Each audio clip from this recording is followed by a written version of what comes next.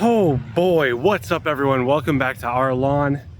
And I'm finally done with this green project. So this has been infinitely more time consuming than anticipated, which is why we got the droughting content. But this video isn't about that specifically. This video is about sand selection and your top dressing material and top dressing strategy. What does it mean? So what I've done in the putting green right now is basically I have built a putting green on native soil. And so I want to amend that so it's draining a little bit better and it's a better surface to deal with actually playing golf on. And if we talk about top dressing, a lot of times and a lot of people are doing what is more the homeowner type top dressing, which is more a leveling project. So we want to fill in low spots, do that maybe once a year and consider that top dressing for leveling, which is perfectly fine. It's something I will plan to do now that I'm done with this project. That's going to next be done to the fairway and going to be done to the side yard. But top dressing is also a cultural practice. So what I will be doing going forward on the green is top dressing basically every week or two with a very, very light layer from a rotary spreader.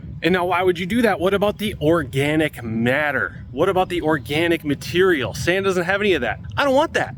That's disease causing, it's hurting drainage, and it's losing me control in terms of nutrient release, right? So on a putting green on something that's fine turf, I need control over that. So the applications that I put down are used then, and there's no high level of organic matter releasing a ton of nitrogen into my green in the middle of summer. That's not what we want. So if you're top dressing, and I say this for putting greens and in general, the answer is always sand. There's no organic matter in it to break down and cause you to have the uneven problems again, and it's going to drain better. Top dressing on the putting green also can help with thatch buildup if we're doing it regularly and also reduce disease pressure. And from what I've seen is in a year, golf courses will typically target about a 1/4 inch to as much as a 1/2 inch of sand over the course of a year top dressed into the green.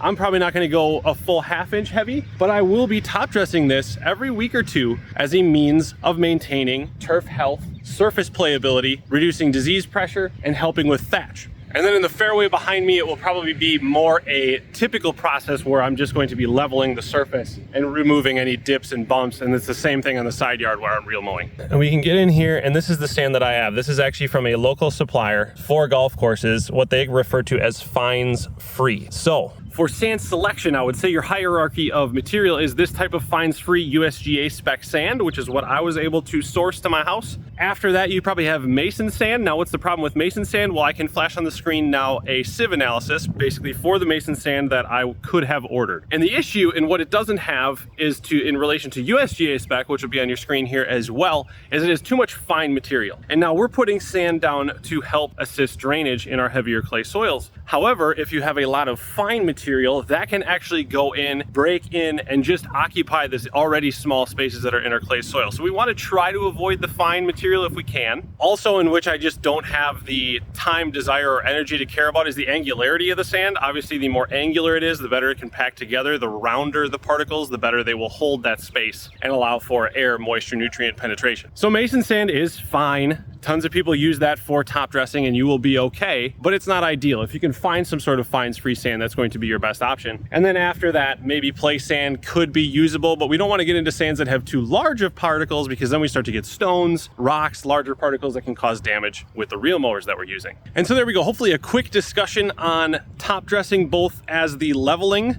portion as well as a more cultural practice if you're maintaining a putting green in your backyard and what you want to look for and do. If you have any questions, please leave them down in the comments. I'll be happy to reply. If I get enough of the same, I'll make another video on this, try to go out there and find the answers for all of y'all if I don't have them. Now that this is done, now we start the fun stuff. Now we start expansion. We start getting this ready and seeding. We start getting that ready and seeding. Everything starts to get exciting now. So subscribe to the channel if you haven't already. Like the video if it was helpful. Thank you so much for watching. We'll see you next time.